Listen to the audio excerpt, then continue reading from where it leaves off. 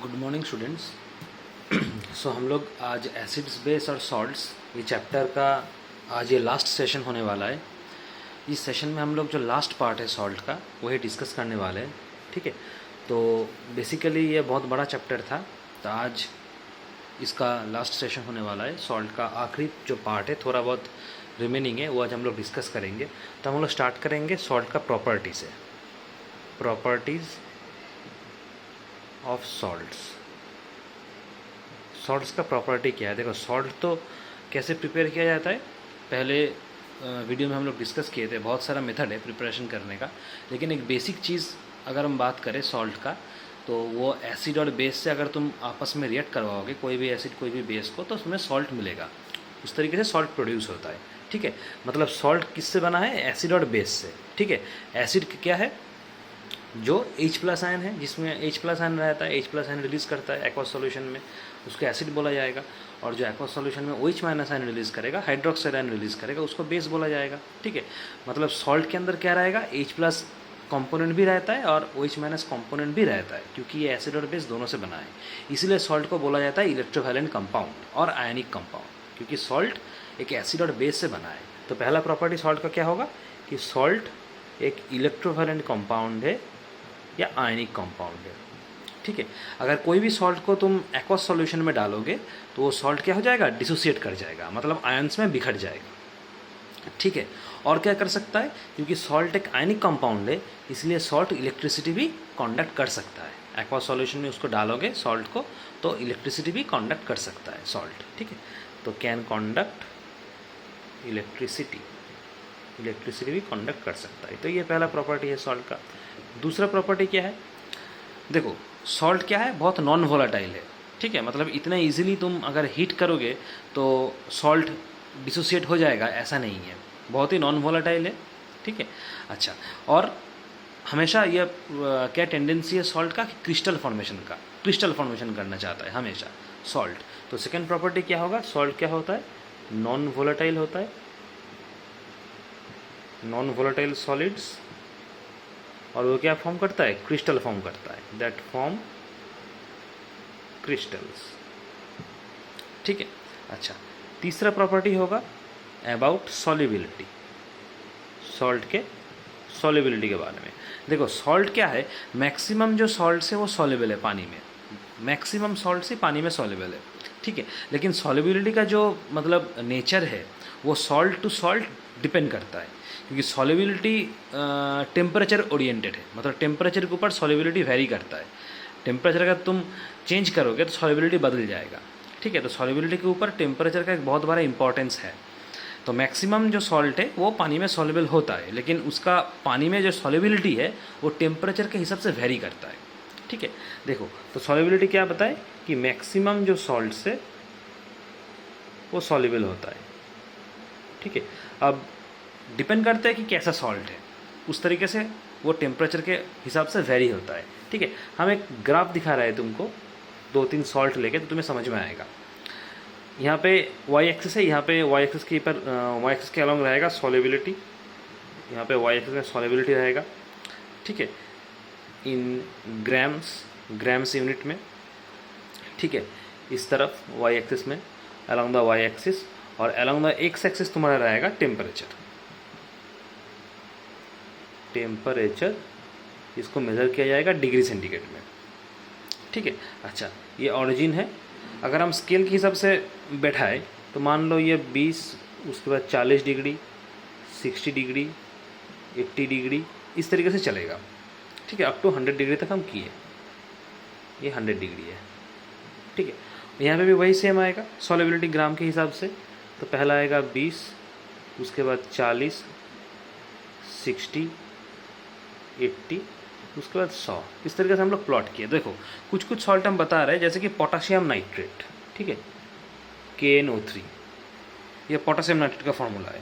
ठीक है, उसके बाद सोडियम क्लोराइड, बहुत ही कॉमन सॉल्ट है सोडियम क्लोराइड। ठीक है, उसके बाद कैल्शियम सल्फेट, CaSO4। तो अगर ये तीनों का सॉल्ट का ग्राफ हम प्लॉट करें तो हम लोग क्या देखेंगे?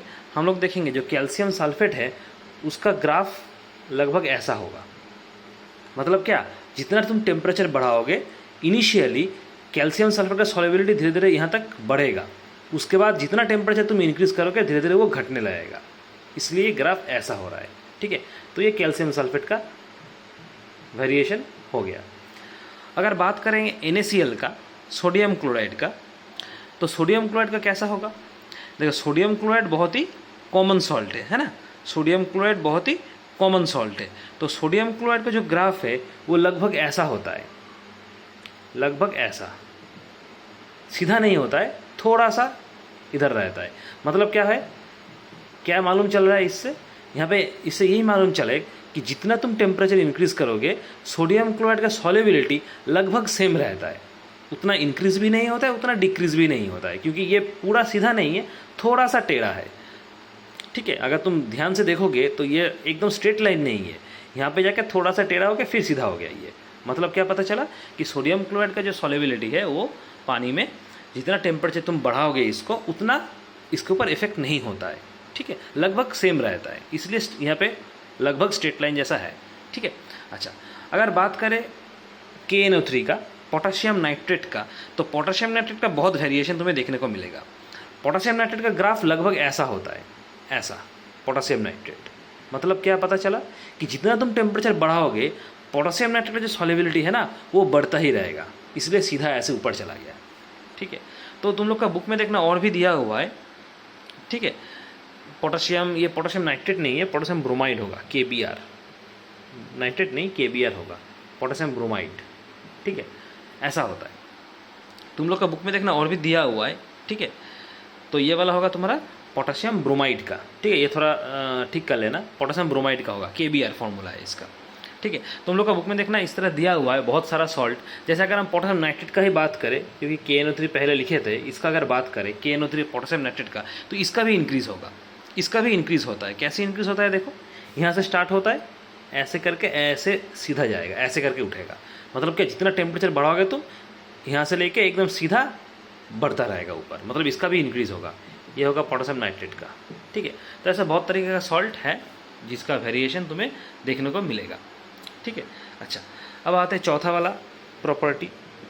चौथा वाला प्रॉपर्टी देखो, सॉल्ट एसिडिक और बेसिक या न्यूट्रल दोनों, मतलब तीनों नेचर है उसका।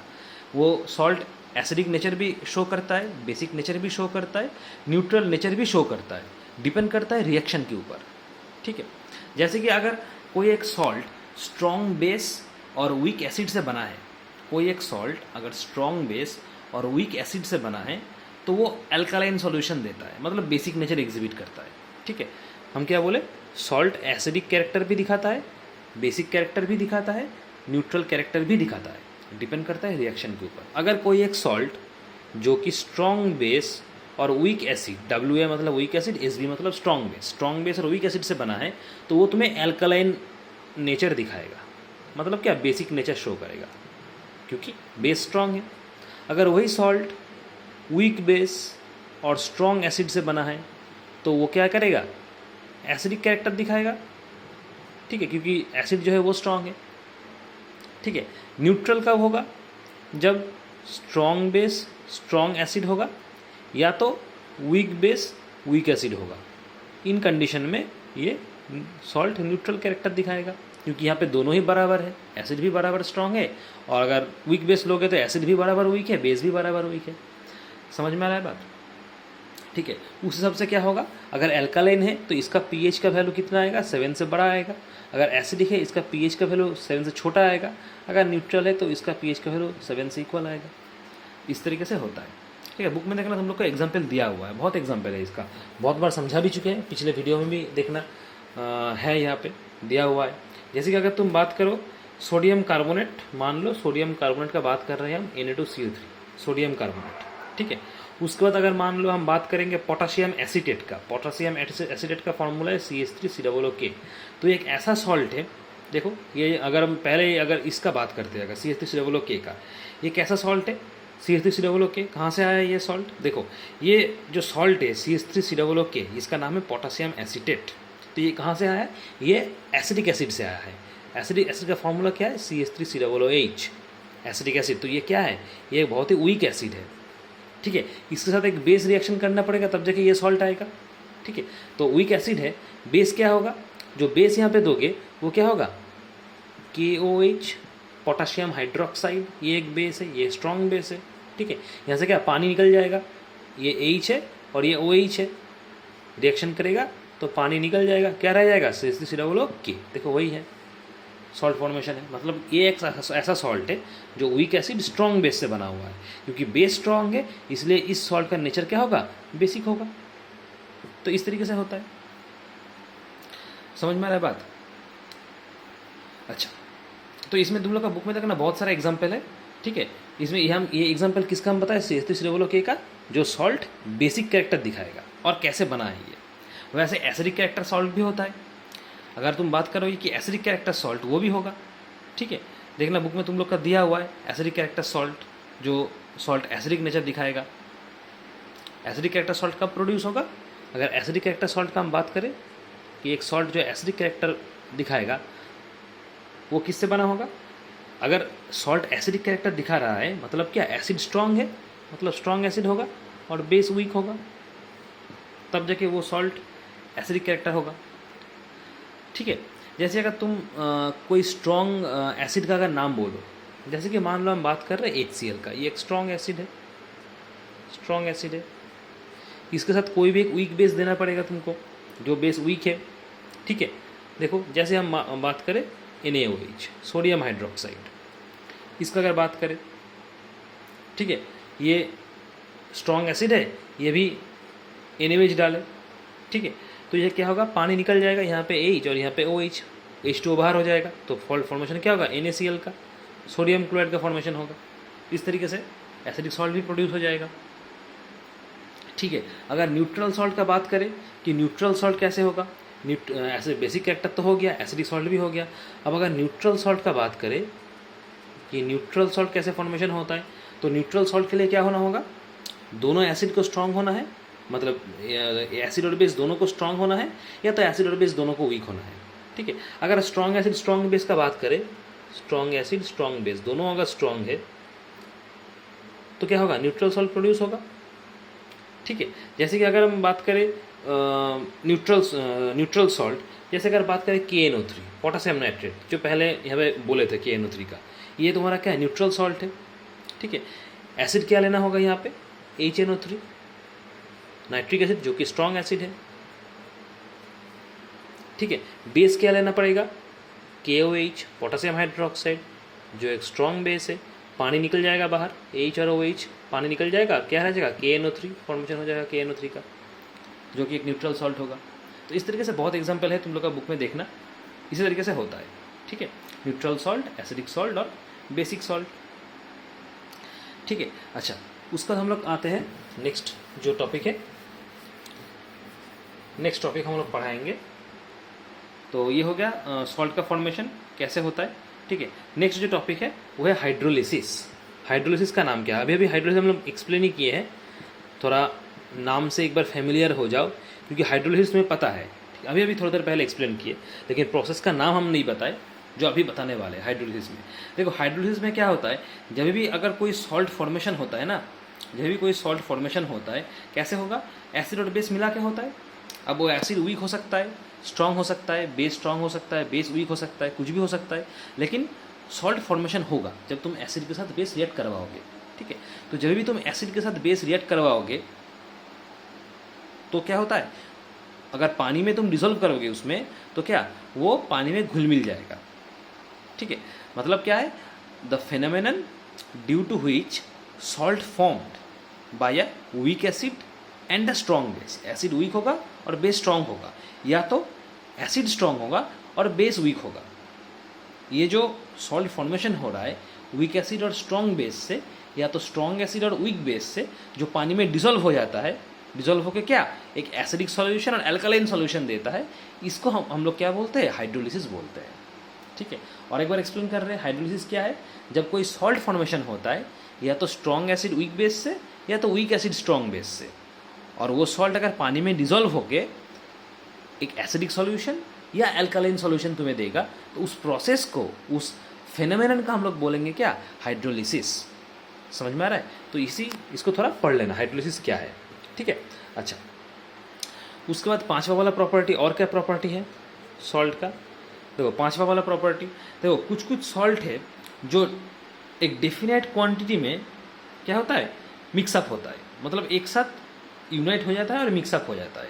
सम salts are there which unite with a definite quantity of water, मतलब कुछ कुछ सॉल्ट है जो पानी के साथ एक डेफिनेट क्वांटिटी में मिक्स हो जाएगा, एक हो जाएगा, उसको बोला जाता है क्या, वाटर ऑफ क्रिस्टलाइजेशन। उसका एक नाम है, उसको बोला जाता है वाटर ऑफ क्रिस्टलाइजेशन। तो ये भी एक सॉल्ट का प्रॉपर्टी है, लेकिन हर एक सॉल्ट नहीं है, कुछ कुछ सॉल्ट है, कुछ कुछ सॉल्ट का ऐसा एक प्रॉपर्टी है जो पानी के साथ यूनाइट हो जाता है, एक डिफिनेट क्वांटिटी ऑफ पानी के साथ वाटर के साथ यूनाइट हो जाता है, मिक्सअप हो जाता है, उसको बोला जाता है वाटर ऑफ क्रिस्टलाइजेशन, ठीक है। वाटर ऑफ क्रिस्टलाइजेशन में होता क्या है, वाटर ऑफ क्रिस्टलाइजेशन एक बेसिकली एक केमिकल कॉम्बिनेशन है जिसमें सॉल्ट और जो पानी है वो कॉम्बाइन हो जाता है, उसको एक पर्टिकुलर डेफिनेट टेम्परेचर में हीट करना होता है, सॉल्यूशन को अगर हीट करोगे तो वो सॉल्ट क्या पानी से एकदम कॉम्बाइन हो जाएगा।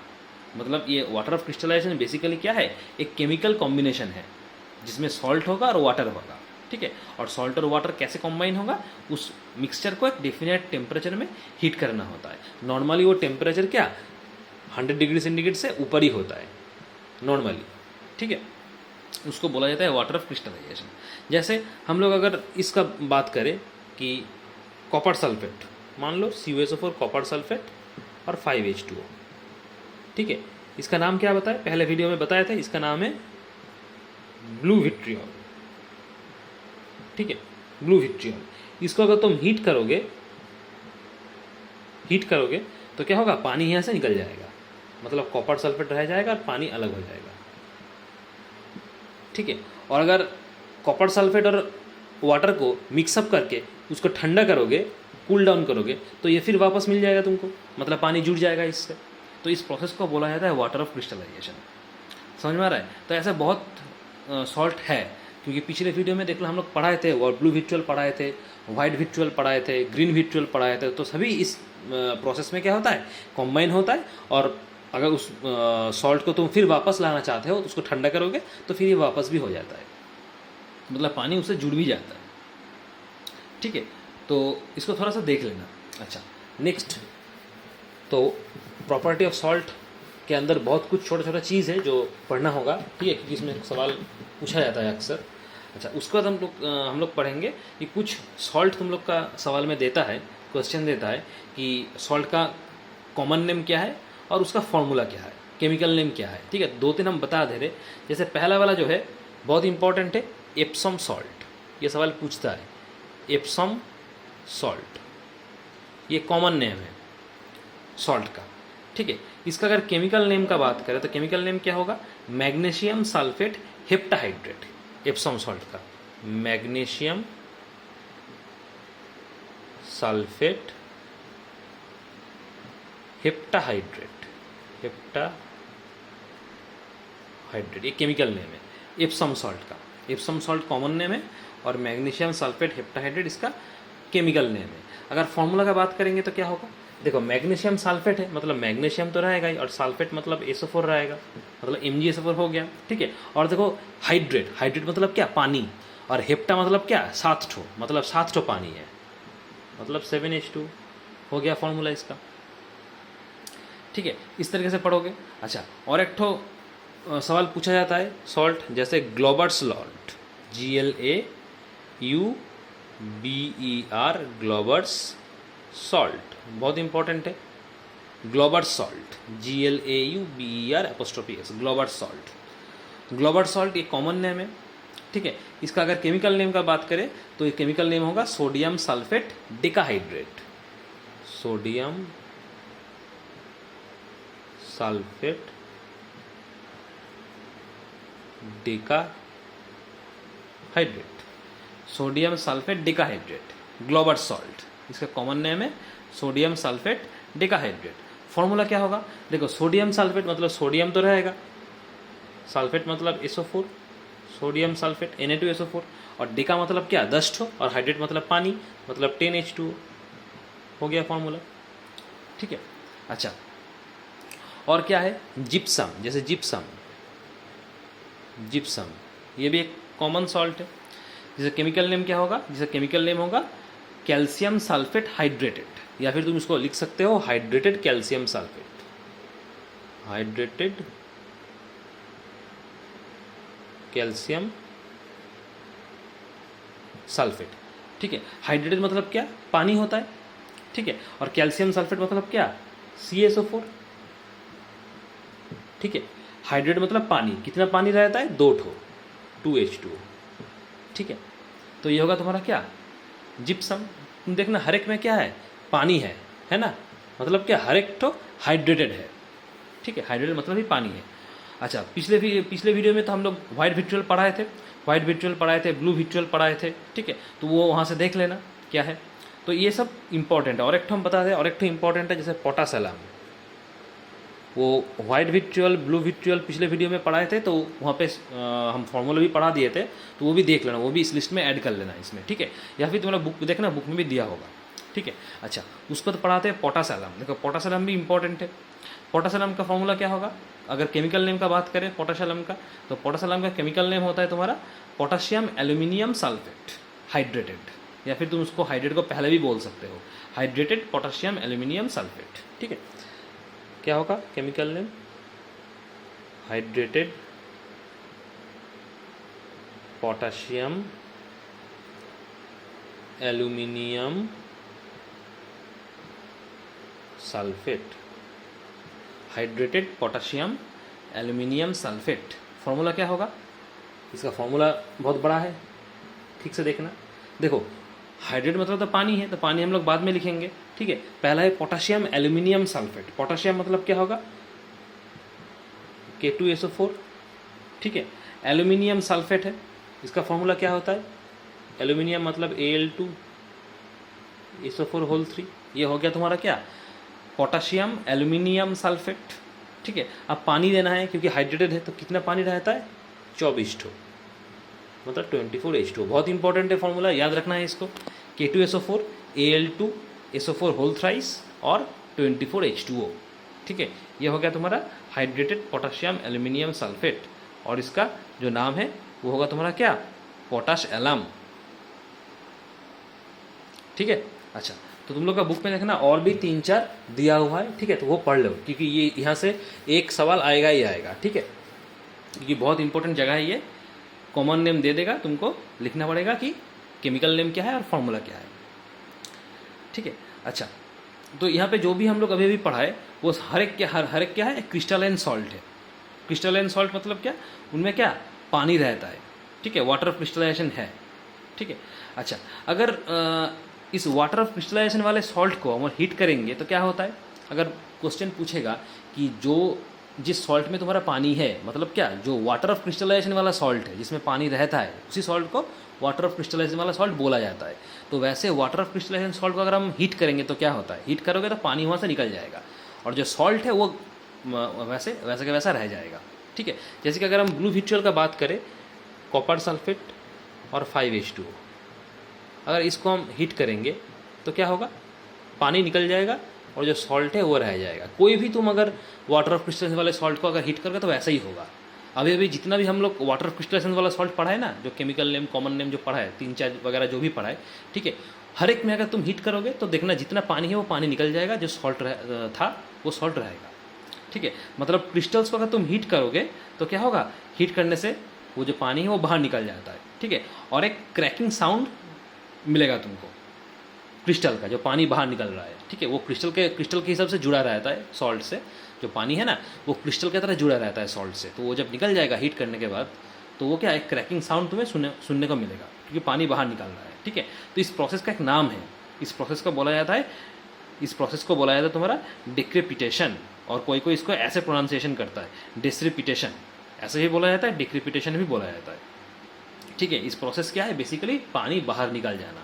ठीक है, प्रोसेस का नाम क्या है, प्रोसेस का नाम है DECREPITATION, डिक्रिपिटेशन और डिस्क्रिपिटेशन, दो प्रोनाउंसिएशन ही सही है। ठीक है, ये एक ऐसा प्रोसेस है जिसमें क्या, पानी बाहर निकल जाता है, और जो सॉल्ट पहले जितना बड़ा था हीट करने के बाद उतना बड़ा नहीं रहेगा, क्योंकि पानी तो बाहर निकल रहा है, मतलब कि ये सॉल्ट थोड़ा छोटा हो जाएगा। ठीक है, बिगर क्रिस्टल स्मॉलर वन में कन्वर्ट हो जाएगा, क्योंकि पानी था इसमें इसलिए ये क्रिस्टल बहुत बड़ा था, और अगर हीट करोगे तो पानी निकल जाएगा, तो ये स्मॉलर क्रिस्टल में कन्वर्ट हो जाएगा। ठीक है, अच्छा इसके बाद हम लोग पढ़ेंगे नेक्स्ट टॉपिक जो है एफ्लोरोसेंस, EFFLORESCENCE,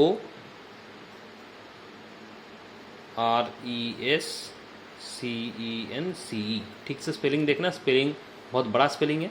एफ्लोरोसेंस EFFLORESCENCE,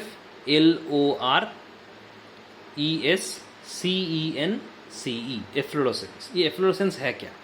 देखो, एफ्लोरोसेंस एक ऐसा प्रॉपर्टी है, कुछ कुछ सॉल्ट का रहता है इस एफ्लोरोसेंस। ठीक है, मतलब क्या, ये पानी बाहर निकल जाता है। ठीक है, एफ्लोरोसेंस कुछ कुछ प्रॉपर्टी है सॉल्ट का। ये प्रॉपर्टी क्या है? It is a property of some salts to lose wholly और partly the water of crystallization when their crystals are expose to dry air even for a short time. मतलब जब उस crystals को तुम बाहर ओपन एयर में रख दोगे तो उनमें से जो पानी है ना सॉल्ट में, वो या तो पूरा बाहर निकल जाएगा या तो कुछ हद तक बाहर निकल जाएगा। ठीक है, तो ये जो प्रॉपर्टी है उसको हम लोग बोलेंगे एफ्लोरोसेंस। ये कुछ कुछ सॉल्ट का होता है, हर एक सॉल्ट का नहीं होता है। ठीक है, जिस सॉल्ट का होगा उसको बोला जाता है एफ्लोरोसेंस सॉल्ट या एफ्लोरोसेंस सब्सटेंस। एफ्लोरोसेंस सब्सटेंस, ठीक है, जिस सॉल्ट को तुम ओपन एयर में रख दोगे तो वो पानी क्या हो जाएगा? बाहर निकल जाएगा सॉल्ट में से।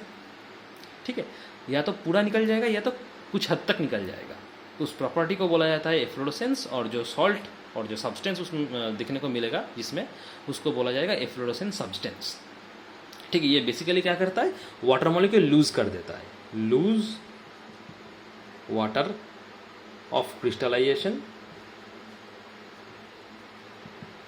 ठीक है, when exposed to dry air for a short time।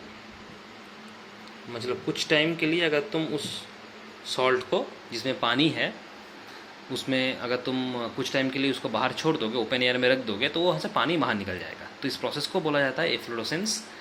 Property का नाम है एफ्लोरोसेंस, जो कुछ कुछ सॉल्ट में तुम्हें मिलेगा देखने को, और उस सॉल्ट का नाम है एफ्लोरोसेंस सॉल्ट या एफ्लोरोसेंस सब्सटेंस। ठीक है, जैसे कि अगर हम बात करें वॉशिंग सोडा, इस सॉल्ट का अगर बात करें वॉशिंग सोडा, ठीक है, बहुत कॉमन है, क्लास 9 में ही पढ़े हो। ठीक है, फॉर्मूला क्या है इसका? Na2CO3 10H2O, Na2CO3 10H2O। ठीक है, अगर ये तुम्हारा कॉमन नेम है। अगर केमिकल नेम का बात करें तो क्या होगा? सोडियम कार्बोनेट हाइड्रेटेड, क्योंकि ये सोडियम कार्बोनेट का फॉर्मूला है। इसमें तुम्हारा पानी है मतलब हाइड्रेटेड होगा, मतलब सोडियम कार्बोनेट हाइड्रेटेड, या फिर तुम बोलोगे हाइड्रेटेड सोडियम कार्बोनेट। ठीक है, तो इसको अगर तुम ड्राई एयर में रख दोगे, ओपन एयर में या ड्राई एयर में इसको रख दोगे, तो क्या होगा? पानी बाहर निकल जाएगा। ठीक है, मतलब क्या? Na2CO3 होगा। अच्छा, कुछ कुछ सॉल्ट है जिसमें क्या पूरा पानी, जितना पानी था वो बाहर निकल जाएगा, कुछ कुछ में पूरा पानी बाहर नहीं निकलेगा, थोड़ा सा निकलेगा, थोड़ा सा रह जाएगा। तो उसको हम लोग क्या? एफ्लोरोसेंस बोलेंगे। एफ्लोरोसेंस में डेफिनेशन में हम थोड़ा देर पहले बताई थे कि ऐसा नहीं है कि पूरा पानी निकल जाएगा, वो सॉल्ट के ऊपर डिपेंड करता है। कुछ कुछ सॉल्ट में पूरा जितना पानी वो पूरा निकल जाएगा, कुछ कुछ सॉल्ट में थोड़ा रहेगा, थोड़ा निकल जाएगा, मतलब पार्टली निकलेगा, पार्टली रह जाएगा। ठीक है, जैसे कि इसमें होता है, इसमें एक ठो वाटर मॉलिक्यूल रह जाएगा। ठीक है, और बाकी 9 ठो निकल जाएगा, क्योंकि 10 ठो था, 9 ठो निकल जाएगा और 1 ठो रह जाएगा जब इसको तुम ड्राई एयर में रख दोगे। ठीक है, अच्छा, तो वॉशिंग सोडा का बात हो गया। उसके बाद और एक तो सॉल्ट पढ़े थे थोड़ा देर पहले, ग्लोबल सॉल्ट, ये भी पढ़े थे थोड़ा देर पहले, ग्लोबल सॉल्ट पढ़े थे। ठीक है, इसका फॉर्मूला क्या था? फॉर्मूला था Na2SO4 10H2O, ये कॉमन नेम है। केमिकल नेम क्या था? केमिकल नेम था सोडियम सल्फेट हाइड्रेटेड, क्योंकि ये सोडियम सल्फेट का फॉर्मूला है और इसमें पानी है, मतलब हाइड्रेटेड होगा, मतलब सोडियम सल्फेट हाइड्रेटेड, या फिर तुम हाइड्रेटेड को पहले भी बोल सकते हो, हाइड्रेटेड सोडियम सल्फेट। ठीक है, अच्छा, इसको अगर तुम ड्राई एयर में रखोगे तो क्या होगा? जाहिर सी बात है, पानी बाहर निकलेगा, लेकिन सवाल क्या? पूरा पानी निकलेगा या थोड़ा रह जाएगा? यहाँ पे अगर तुम हीट करोगे तो पूरा पानी ही, ओपन एयर से रखोगे तो पूरा पानी ही बाहर निकल जाएगा। ठीक है। जैसे पहले थोड़ा एक ठो रह गया था सोडियम कार्बोनेट उस वॉशिंग सोडा में, बाकी 9 ठो निकल गया था, यहाँ पे क्या पूरा निकल जाएगा, 10 ठो पानी था 10 ठो पानी निकल जाएगा, कुछ भी रहेगा नहीं। तो वो डिपेंड करता है सॉल्ट टू सॉल्ट। जैसे अगर हम एप्सम सॉल्ट का बात करें, और एक तो सॉल्ट एप्सम सॉल्ट, ये भी पढ़े थे थोड़ा देर पहले। एप्सम सॉल्ट, इसका फॉर्मूला था तुम्हारा MgSO4.7H2O, ठीक है। ये कॉमन नेम है। केमिकल नेम क्या था? केमिकल नेम था तुम्हारा मैग्नीशियम सल्फेट हेप्टाहाइड्रेट, क्योंकि 7 ठो पानी है इसलिए heptahydrate, magnesium sulphate heptahydrate, magnesium sulphate heptahydrate. इसको अगर तुम ड्राई एयर में रखोगे तो क्या होगा?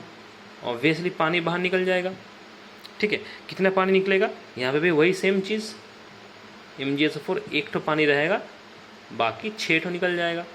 टोटल 7 ठो था तो 6 ठो निकल जाएगा, एक ठो रह जाएगा, ठीक है। तो इस तरीके से होता है। अब जितना तुम टेम्परेचर बढ़ाओगे, ठीक है, उतना एफ्लोरेसेंस होगा। मतलब एफ्लोरेसेंस किसके ऊपर डिपेंड करता है? टेम्परेचर के ऊपर। जितना टेम्परेचर तुम बढ़ाओगे उतना एफ्लोरेसेंस ज़्यादा होगा। मतलब क्या? उतना वाटर मॉलिक्यूल बाहर निकलेगा। जैसे कि अगर बात करें, मान लो एप्सम सॉल्ट में क्या एक ठो पानी था और 6 ठो पानी निकल गया था जब तुम इसको ड्राई एयर में रखे थे, ठीक है। अब अगर इसको तुम हीट करोगे, मान लो इसको अगर तुम हीट करोगे तो हीट करने के बाद क्या होगा? ऐसा भी तो हो सकता है कि एक ठो पानी जो पहले था वो अभी रहेगा नहीं, टोटल जितना पानी था वही बाहर निकल जाएगा, ऐसा भी हो सकता है। तो डिपेंड करता है किसके ऊपर? टेम्परेचर के ऊपर, ठीक है। जितना टेम्परेचर तुम ज़्यादा हीट करोगे, चांसेस ज़्यादा है कि जितना पानी है उतना पानी बाहर निकल जाएगा। तो डिपेंड करता है टेम्परेचर के ऊपर, ठीक है। अच्छा, इसके बाद ये एफ्लोरेसेंस तो हो गया, समझ में आ गया कि एफ्लोरेसेंस है क्या, ठीक है। अच्छा, उसके बाद हम लोग पढ़ेंगे हाइग्रोस्कोपिक सब्सटेंस क्या है। एफ्लोरेसेंस सब्सटेंस के बाद हम लोग पढ़ेंगे हाइग्रोस्कोपिक सब्सटेंस। देखो हाइग्रोस्कोपिक सब्सटेंस क्या है? हाइग्रोस्कोपिक सब्सटेंस मतलब कुछ कुछ सॉल्ट है जो वाटर वेपर एब्जॉर्ब करता है। एटमॉस्फेयर से क्या करेगा? कुछ कुछ सॉल्ट वाटर एब्जॉर्ब करेगा, मतलब मॉइस्चर को एब्जॉर्ब करेगा, ठीक है। लेकिन उसमें डिसॉल्व नहीं होगा। ऐसा नहीं है कि वाटर एब्जॉर्ब करके उसमें डिसॉल्व हो जाएगा वो सॉल्ट, ऐसा नहीं है। कुछ कुछ सॉल्ट है जो एटमॉस्फेयर से वाटर वेपर को एब्जॉर्ब करेगा, मतलब मॉइस्चर को एब्जॉर्ब करेगा, लेकिन उसमें डिसॉल्व नहीं होगा, विदाउट डिसॉल्विंग इट, ठीक है। उस सब्सटेंस को हम लोग बोलेंगे हाइग्रोस्कोपिक सब्सटेंसेस। और वो जो फिनोमेनन है, ये जो हो रहा है प्रॉपर्टी, इस प्रॉपर्टी का नाम है हाइग्रोस्कोपी। प्रॉपर्टी का नाम क्या है? प्रॉपर्टी का नाम है हाइग्रोस्कोपी। और जो सॉल्ट एटमॉस्फेयर से मॉइस्चर एब्जॉर्ब करेगा विदाउट डिसॉल्विंग इन देम, उनको हम लोग क्या बोलेंगे? हाइग्रोस्कोपिक सॉल्ट या हाइग्रोस्कोपिक सब्सटेंस। बहुत एग्जाम्पल है, एग्जाम्पल पूछता है हाइग्रोस्कोपिक सॉल्ट का नाम बताओ। बहुत हाइग्रोस्कोपिक सॉल्ट है, जैसे बहुत कॉमन है, एक ठो पहला वाला CaO, कैल्शियम ऑक्साइड, ठीक है। इसका दूसरा नाम भी है, इसका दूसरा नाम है क्विकलाइन, ठीक है। और क्या है? और है तुम्हारा H2SO4 कंसनट्रेटेड सल्फ्यूरिक एसिड, ये है, ठीक है। उसके बाद फॉस्फोरस पेंटाऑक्साइड P2O5, इसका नाम है फॉस्फोरस पेंटाऑक्साइड, ठीक है। उसके बाद सिलिका जेल, ये भी है। ये सारा का सारा तुम्हारा क्या है? हाइग्रोस्कोपिक सब्सटेंस है। मतलब एटमॉस्फेयर से पानी एब्जॉर्ब करता है, ठीक है, मॉइस्चर एब्जॉर्ब करता है, ठीक है। अच्छा, उसके बाद हम लोग पढ़ेंगे डेलिक्वेशन सब्सटेंस। हाइग्रोस्कोपिक सब्सटेंस के बाद डेलिक्वेशन सब्सटेंस। देखो क्या है? डेलिक्वेशन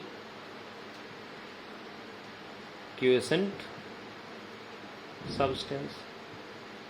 डेलिक्वेशन सब्सटेंस क्या है? देखो कुछ कुछ वाटर सॉल्युबल सब्सटेंस है, कुछ कुछ वाटर सॉल्युबल सब्सटेंस है जिसको अगर तुम एटमॉस्फेयर में उसको एक्सपोज करोगे या ऑर्डिनरी टेम्परेचर में उसको एब्जॉर्ब करोगे तो क्या वो मॉइस्चर एब्जॉर्ब करेगा, एटमॉस्फेयर से मॉइस्चर एब्जॉर्ब करेगा और उनमें डिसॉल्व होगा और एक सैचुरेटेड सॉल्यूशन प्रोड्यूस करेगा। उसको हम लोग बोलेंगे डेलिक्वेशन सब्सटेंस। और एक बार सुन लो ठीक से, कुछ कुछ वाटर सॉल्युबल सब्सटेंस है जिसको अगर तुम एटमॉस्फेयर में एक्सपोज करोगे, एटमॉस्फेयर में खुले हवा में उसको रख दोगे या ऑर्डिनरी टेम्परेचर में रख दोगे तो वो क्या एटमॉस्फेयर से, एयर से तुम्हारा पानी एब्जॉर्ब कर लेगा, मॉइस्चर एब्जॉर्ब कर लेगा, ठीक है, और उसमें डिसॉल्व हो जाएगा और डिसॉल्व होकर क्या एक सॉल्यूशन प्रोड्यूस करेगा। उसको हम लोग बोलेंगे डेलिक्वेशन सब्सटेंस, ठीक है। और जो प्रॉपर्टी है उसको बोला जाएगा डेलिक्वेशंस। प्रॉपर्टी का नाम है डेलिक्वेशंस, ठीक है। अब ये जो डेलिक्वेशंस है और जो हाइग्रोस्कोपी है जो पहले पढ़ाए थे, ये लगभग सिमिलर है। हाइग्रोस्कोपी में भी क्या होता है? मॉइस्चर एब्जॉर्ब होता है, जो सॉल्ट है वो मॉइस्चर एब्जॉर्ब कर लेता है, पानी एब्जॉर्ब कर लेता है एटमॉस्फेयर से। डिलिक्वेशंस में भी वही, जो सॉल्ट है वो पानी एब्जॉर्ब कर लेता है एटमॉस्फेयर से। लेकिन एक डिफरेंस है, डिफरेंस क्या है? हाइग्रोस्कोपी में क्या होता है, जो पानी एब्जॉर्ब होता है मॉइस्चर से, उसमें पानी में जो सॉल्ट है वो डिसॉल्व नहीं होता है। लेकिन डिलिक्वेशंस में क्या होगा, पानी में डिसॉल्व होगा। ये सबसे बड़ा डिफरेंस है। इसमें पानी में डिसॉल्व नहीं होता है, इसमें पानी में डिसॉल्व होता है, हाइग्रोस्कोपी में पानी में डिसॉल्व नहीं होता है। ठीक है, हाइग्रोस्कोपी में डिसॉल्व नहीं होगा और डिलिक्वेशंस में क्या डिसॉल्व होगा और एक सॉल्यूशन भी प्रोड्यूस करेगा, सैचुरेटेड सॉल्यूशन भी प्रोड्यूस करेगा। ठीक है, तो एग्जाम्पल पूछता है कि डिलिक्वेशन सब्सटेंस का नाम बताओ। ऐसा सॉल्ट जो पानी में सॉल्युबल होता है, एटमॉस्फेयर से पानी एब्जॉर्ब करके, मॉइस्चर एब्जॉर्ब करके उसमें सॉल्युबल होता है और सॉल्यूशन प्रोड्यूस कर लेता है।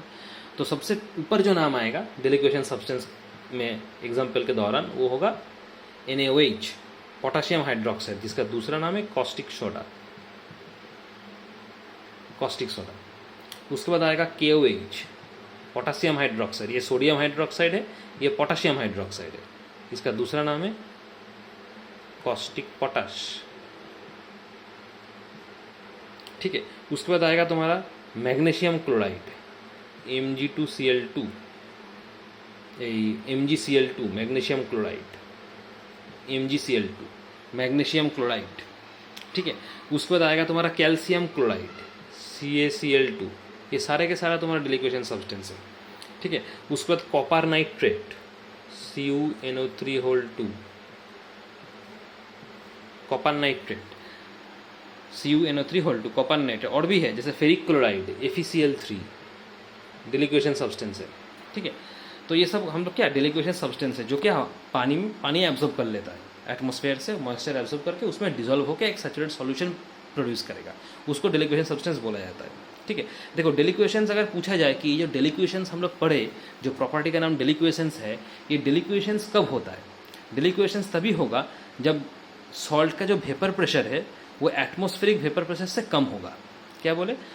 डिलिक्वेशंस तभी होगा जब सॉल्ट का जो वेपर प्रेशर है वो सॉल्ट का vapour pressure atmospheric vapour pressure से कम होगा। क्योंकि अगर सॉल्ट का वेपर प्रेशर कम है तभी वो एटमॉस्फेयर से पानी एब्जॉर्ब करेगा, करके सॉल्यूशन प्रोड्यूस करने की कोशिश करेगा। ठीक है, मतलब क्या, डिलिक्वेशंस कब मैक्सिमम होता है?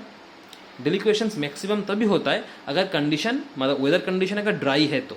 वेदर अगर ड्राई वेदर है, उतना पानी नहीं है, उतना मॉइस्चर नहीं है, वेदर बहुत ही रूखा सूखा है, ड्राई कंडीशन में वो एफ्लोरेसेंस क्या होता है? मैक्सिमम होता है। एफ्लोरेसेंस का बात कर रहे हैं, डिलिक्वेशंस का नहीं, ठीक से सुनना। ड्राई कंडीशन में एफ्लोरेसेंस जो है वो मैक्सिमाइज होता है, और जो डिलिक्वेशंस अभी हम लोग पढ़े वो क्या होता है? मिनिमम होता है। क्योंकि एफ्लोरेसेंस क्या है? एफ्लोरेसेंस तुम्हारा क्या है? अभी बोले पानी बाहर निकल जाएगा, है ना। और डिलिक्वेशंस क्या है? पानी एब्जॉर्ब कर लेगा। तो एक दूसरे का उल्टा है ये एफ्लोरेसेंस और डिलिक्वेशंस। क्या है? एक दूसरे का उल्टा है एकदम, है ना। एफ्लोरेसेंस में क्या था? पानी बाहर निकल जाता था हीट करने से, और डिलिक्वेशंस में उल्टा हो रहा है, पानी तो एब्जॉर्ब हो रहा है ना। मतलब ये दोनों प्रोसेस, एफ्लोरेसेंस और डिलिक्वेशंस, दोनों एक दूसरे का उल्टा है। ठीक है, मतलब अगर हम दोनों के अंदर डिफरेंस अगर देखेंगे तो यही डिफरेंस आएगा कि एफ्लोरेसेंस में पानी क्या बाहर निकल जाता है, डिलिक्वेशंस में पानी एब्जॉर्ब होता है। अब कब मैक्सिमम कब मिनिमम होता है? डिलिक्वेशंस कब मिनिमम होगा? डिलिक्वेशंस मिनिमम होगा अगर वेदर कंडीशन ड्राई है तो। वेदर अगर ड्राई वेदर है तो डिलिक्वेशंस मिनिमम होता है। मतलब ड्राई वेदर मतलब क्या? पानी है ही नहीं। ठीक है, अगर तो पानी है नहीं तो डिलिक्वेशन जो सब्सटेंस है वो पानी कहाँ से एब्जॉर्ब करेगा? पानी तो वेदर में नहीं है, क्योंकि वेदर ड्राई है। मतलब क्या? उस कंडीशन में डिलिक्वेशंस मिनिमम होगा। समझ में आ रहा है? एफ्लोरेसेंस क्या है? एफ्लोरेसेंस मैक्सिमाइज कब होता है? एफ्लोरेसेंस मैक्सिमम होगा ड्राई कंडीशन में, ये मैक्सिमम होगा, और यहाँ पे ये मिनिमम होगा। ठीक है, ये मैक्सिमम ये मिनिमम। एफ्लोरेसेंस मतलब क्या? पानी बाहर निकालना। तो वेदर अगर ड्राई है तो वेदर क्या कोशिश करेगा कि पानी कहाँ से कलेक्ट करने का। तो वहाँ पे एफ्लोरेसेंस बहुत अच्छा एक प्रॉपर्टी है जो क्या होगा, अगर ओपन एयर में तुम इसको रख दोगे या हीट करोगे तो क्या पानी बाहर निकल जाएगा, और कहाँ जाएगा? एटमॉस्फेयर में जाएगा, क्योंकि एटमॉस्फेयर तो ड्राई है, उसको पानी चाहिए होगा। इसलिए मैक्सिमम होगा ड्राई कंडीशन में एफ्लोरेसेंस, और वही डिलिक्वेशंस मिनिमम होगा क्या? ड्राई कंडीशन में। मतलब वेदर एक ही है, दोनों ही ड्राई कंडीशन है, लेकिन एफ्लोरेसेंस मैक्सिमम होगा, डिलिक्वेशंस मिनिमम होगा। ठीक है, समझ में आया? अच्छा, तो ये थोड़ा थोड़ा यहाँ से देख लेना, ठीक है। उसके बाद लास्ट टॉपिक हम लोग आते हैं ड्राइंग एजेंट और डिहाइड्रेटिंग एजेंट में। एक आता है तुम्हारा ड्राइंग एजेंट, ठीक है, और एक आता है डिहाइड्रेटिंग एजेंट।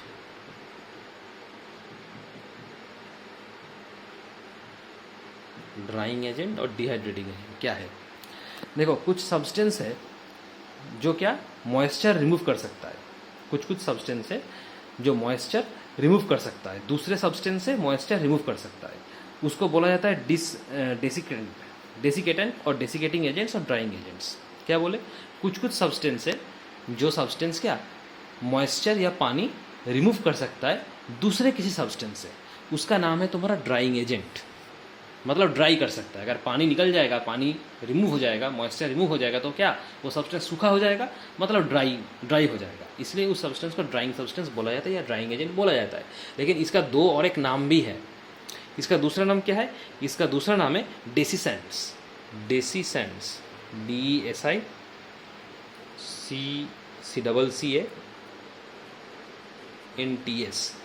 DESICCANTS, डेसीसेंट्स। और डेसीसेटिंग एजेंट्स, डेसीसेटिंग एजेंट्स या तो ड्राइंग एजेंट्स। तो तीनों नाम है इसका, ड्राइंग एजेंट, डेसीसेटिंग एजेंट्स या डेसीसेंट्स। ये क्या है? एक ऐसा सब्सटेंस है जो दूसरे किसी सब्सटेंस से पानी को बाहर निकाल सकता है या मॉइस्चर को रिमूव कर सकता है। अगर मॉइस्चर रिमूव हो जाएगा तो वो सब्सटेंस क्या सूखा हो जाएगा, इसलिए उस सब्सटेंस को ड्राइंग एजेंट और डेसीसेंट और डेसीसेटिंग एजेंट बोला जाता है, जो पानी को निकालने में मदद करता है दूसरे किसी सब्सटेंस से। समझ में आ रहा है बात? ठीक है। अच्छा, जितना भी हाइग्रोस्कोपिक सब्सटेंस है, जो अभी भी थोड़ी देर पहले पढ़े, हाइग्रोस्कोपिक पढ़ा था ना, प्रॉपर्टी हाइग्रोस्कोपिक सब्सटेंस, इसमें भी तो वही होता है ना, पानी मॉइस्चर रिमूव होता है, ठीक है। तो जितना भी हाइग्रोस्कोपिक सब्सटेंस है, सारा का सारा तुम्हारा क्या, ये ड्राइंग एजेंट है। तो एग्जाम्पल अगर पूछा जाएगा तो जितना भी हाइग्रोस्कोपिक सब्सटेंस का नाम है, हाइग्रोस्कोपिक सब्सटेंस का नाम है, वो सारा के सारा तुम्हारा क्या होगा, ये ड्राइंग एजेंट हो जाएगा, ठीक है। उसके बाद बात करते हैं डिहाइड्रेटिंग एजेंट का। डिहाइड्रेटिंग एजेंट ये वाला, ये डिहाइड्रेटिंग एजेंट क्या है? देखो, डिहाइड्रेटिंग एजेंट मतलब क्या, जो वाटर मॉलिक्यूल रिमूव कर सकता है। Dehydrating agents are those substances that can remove water molecules even from compounds. Compound में से वाटर मॉलिक्यूल रिमूव कर सकता है। अगर एक कंपाउंड है, उस कंपाउंड में से अगर वाटर मॉलिक्यूल रिमूव हो जाता है, तो जो सब्सटेंस रिमूव करता है उसको बोला जाता है डिहाइड्रेटिंग एजेंट, ठीक है। जैसे कि अगर हम इस कंपाउंड का बात करें, CuSO4.5H2, इसका नाम क्या है? Blue vitriol. इसका नाम ब्लू विट्रियल है, ठीक है। इनमें से अगर तुम वाटर मॉलिक्यूल को बाहर निकाल दोगे तो क्या रहेगा? सिर्फ कॉपर सल्फेट रहेगा। तो ये कैसे होता है? या तो तुम्हें हीट करना पड़ेगा। अगर हीट करोगे तो पूरा पानी बाहर नहीं निकलेगा, थोड़ा सा निकलेगा, थोड़ा सा रह जाएगा। लेकिन अगर डिहाइड्रेटिंग एजेंट तुम इसमें अप्लाई करोगे तो क्या, पूरा पानी एकदम बाहर निकल जाएगा, कोई भी पानी रहेगा नहीं, ठीक है। समझ में आ रहा है? तो उस एजेंट को बोला जाएगा डिहाइड्रेटिंग एजेंट, जो पानी निकालने में मदद करता है, कंपाउंड से वाटर मॉलिक्यूल निकालने में मदद करता है, उसको बोला जाता है डिहाइड्रेटिंग एजेंट। जैसे एग्जांपल अगर पूछा जाए कि कौन सा डिहाइड्रेटिंग एजेंट का एक एग्जांपल दो, डिहाइड्रेटिंग एजेंट का, तो डिहाइड्रेटिंग एजेंट का बहुत अच्छा एग्जांपल है, वो है H2SO4 sulphuric acid, concentrated sulphuric acid, dilute नहीं, ठीक है, कंसनट्रेटेड सल्फ्यूरिक एसिड। तो कंसनट्रेटेड सल्फ्यूरिक एसिड एक बहुत अच्छा डिहाइड्रेटिंग एजेंट है, ठीक है। अगर कॉन्सेंट्रेटेड सल्फ्यूरिक एसिड तुम यूज़ करोगे तो इस ब्लू विट्रियल से क्या, टोटल पानी जितना था वो बाहर निकल जाएगा, वाटर मॉलिक्यूल बाहर निकल जाएगा। समझ में आ रहा है? तो ये हो गया तुम्हारा ड्राइंग एजेंट और डिहाइड्रेटिंग एजेंट का दोनों टॉपिक। इसमें कभी कभी डिफरेंस भी पूछा जाता है कि डिहाइड्रेटिंग एजेंट और ड्राइंग एजेंट का डिफरेंस निकालो। तो ड्राइंग एजेंट क्या था? ड्राइंग एजेंट क्या, मॉइस्चर रिमूव करता है, मॉइस्चर रिमूव करता है दूसरे किसी सब्सटेंस से, ठीक है। और डिहाइड्रेटिंग एजेंट क्या करता है? डिहाइड्रेटिंग एजेंट क्या, केमिकली एक कंपाउंड जो है, कोई भी अगर केमिकल कंपाउंड है तो उस केमिकल कंपाउंड से पानी को बाहर निकाल देता है, ठीक है। समझ में आ रहा है? तो वो है तुम्हारा डिहाइड्रेटिंग एजेंट। अच्छा, और क्या डिफरेंस है? देखो, ड्राइंग एजेंट अगर है तो वो सिर्फ फिजिकल चेंज को रिप्रेजेंट करता है। मतलब अगर पानी बाहर निकल जाएगा तो क्या, उसका फिजिकल चेंज थोड़ा सा, मतलब अगर मॉइस्चर बाहर निकल जाएगा ड्राइंग एजेंट से तो उसका फिजिकल चेंज थोड़ा सा मतलब डिफरेंस होगा, मतलब फिजिकल चेंज को रिप्रेजेंट करता है ड्राइंग एजेंट। और वहीं जाके अगर डिहाइड्रेटिंग एजेंट का बात करें तो वो केमिकल चेंज को रिप्रेजेंट करता है, ठीक है। तो दो डिफरेंस हो गया। अच्छा, और डिफरेंस क्या बोलोगे? देखो, ड्राइंग एजेंट मेनली क्या होता है, गैस को ड्राई करने में यूज़ किया जाता है, गैसेस को ड्राई करने में। ड्राइंग एजेंट बेसिकली गैसेस को ड्राई करने में यूज़ किया जाता है। गैसेस जैसे अगर क्लोरीन हो सकता है, सल्फर डाइऑक्साइड हो सकता है, हाइड्रोजन क्लोराइड हो सकता है, तो जितने भी डिफरेंट डिफरेंट गैस है तो उसको ड्राई करने के लिए ये ड्राइंग एजेंट यूज़ किया जाता है, कि गैस में से पानी को बाहर निकाल देने के लिए, ताकि जो गैस है वो ड्राई हो, ठीक है।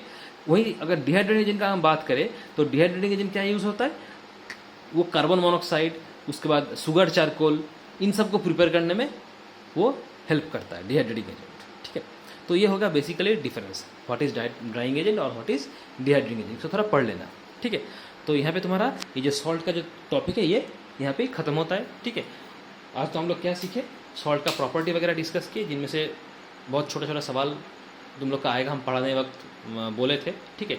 बहुत सारा केमिकल नेम पढ़े, सॉल्ट का फॉर्मूला पढ़े जो आता है, ठीक है। और एफ्लोरेसेंस वगैरह टॉपिक भी डिस्कस किए, हाइग्रोस्कोपिक सब्सटेंस क्या है, उसके बाद डेलिक्वेशन सब्सटेंस क्या है, और अब ये ड्राइंग एजेंट और डिहाइड्रेटिंग एजेंट क्या है ये भी हम लोग पढ़ लिए, ठीक है। तो यहाँ पे तुम्हारा ये जो चैप्टर है ये कम्प्लीटली ख़त्म हो गया।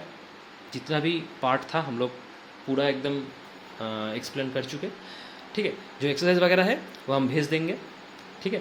तो चैप्टर पढ़ने के बाद रिवाइज करके वो क्वेश्चन आंसर पढ़ोगे तो चैप्टर तुम्हारा पूरा प्रिपेयर हो जाएगा, ठीक है। चलो, थैंक यू।